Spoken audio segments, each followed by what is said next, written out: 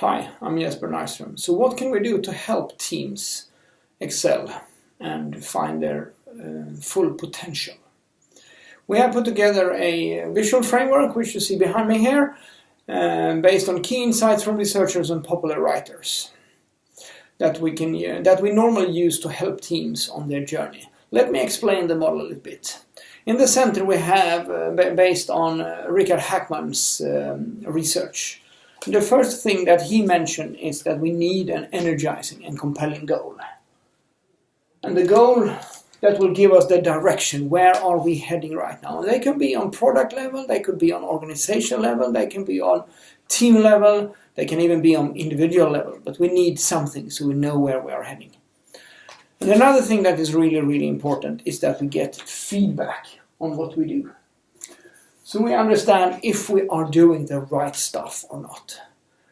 Is the user valuing the stuff that we are doing, or is it just crap? The third thing that is really, really important is the autonomy. The team needs to understand what mandates they have, where are the boundaries, what are they allowed to do, what are they not allowed to do.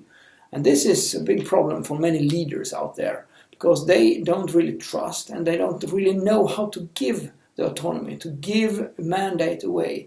But we all have to practice to delegate the responsibility to the team in one way or another. Another thing that is really, really important is the team building activities and team building, and how do we actually work together. Let's come back to that a little bit more. What we also need is some kind of infrastructure and support from the surrounding organization. And one thing that I've seen there, which is really, really valuable, is that if you, for example, run the Scrum framework, you have a product owner and then you have a Scrum master, and then most of the time you have a line manager as well. If these three supporting leaders or supporting roles meet regularly, preferably once a week, and talk about how can we support the team in the best way. I've seen that give pretty good results. The last thing here that we talk about is the design and the setup of the team. Who should be in the team, who should not be in the team, and how many teams should I be in, and these kind of things. And here is a perfect opportunity to use the autonomy. Let the team select for themselves. Yes, I know it's a scary idea, but come on, it's 2018. We are dealing with adult people most of the time. But so let them decide for themselves. And you as a leader, if they decide and it goes wrong, who is to blame? Yes, that was the basics, the Richard Hackman things that he thinks is most important. Let's see what we else can find from writers and researchers. We have a lady called Susan Whelan, you've probably heard of her. She mentions that the most important things is the goal. Yes, we've seen it before. They enforces these models and research. And she also talks about the feedback. We need feedback to understand where we are. And she also has done some research about that 5 out of 9 team building activities are kind of useless.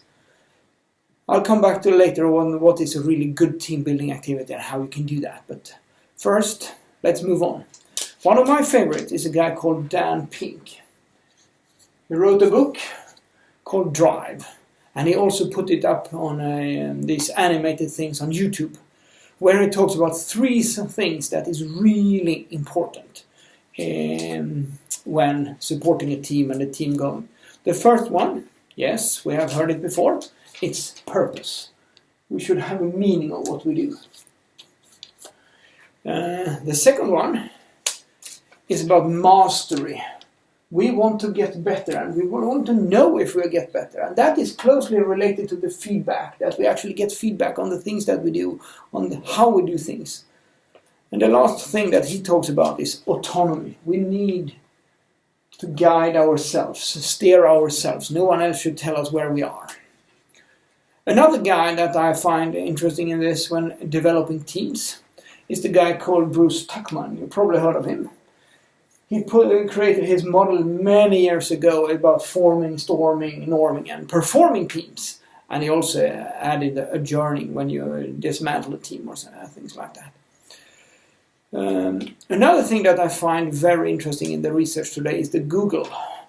They are truly data-driven. They have created something that they call the Aristoteles Project, where they find, for researching many hundreds of teams, that the most important thing is psychological safety. It doesn't matter if the team live and sleep and day and night together or just work together, but as long as you feel psychological safe in the team, that's the best teams. And what does that mean, being psychological safety?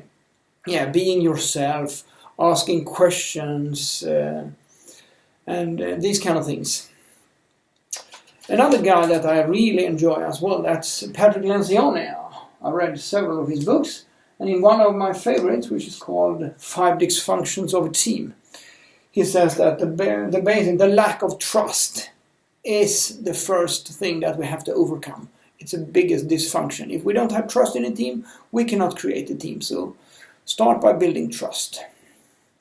And if you want to know more about this and how you can do this, we have created a lot of exercises to help you with this, and you can find them at proagile.se/teams.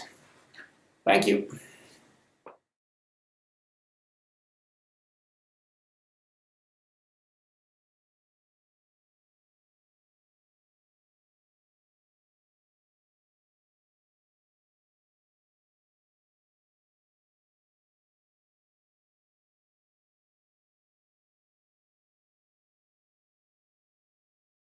How can you contribute to making your teams excel? Please leave your thoughts in the comment section and subscribe for more videos from the Agile Advent Calendar.